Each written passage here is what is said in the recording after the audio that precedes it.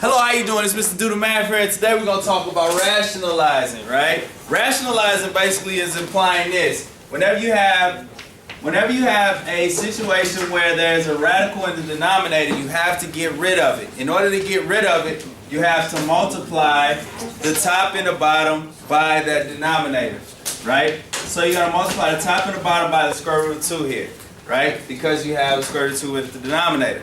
Alright, it's okay to do that because the square root of 2 over the square root of 2 is the same as 1. Right? So when you do that, you just multiply the numbers together. So the square root of 7 times 2, which is square root of 14. Then the square root of 2 over the square root of 2 equals 2 because that is the square root of 4. Right? And then from here, you can simplify. Because 14 does not simplify to be anything, you don't get any pairs out of there. It's just 2 and 7. And they're both prime numbers, all right, it stays just this, okay? Let's look at another example, right? Let's look at number 6. What does it say? The square root of what? What does it say? It says 6 over the square root of 75. The square root of 75. Again, you can't have a radical in the denominator, so you're going to multiply the top and the bottom by the square root of 75, right? The bottom just stays 75, and the top is right now 6 root 75. Before we can finish, we want to see if we can simplify this. All right. So we take 75. In 75, you got 5 times what? 15.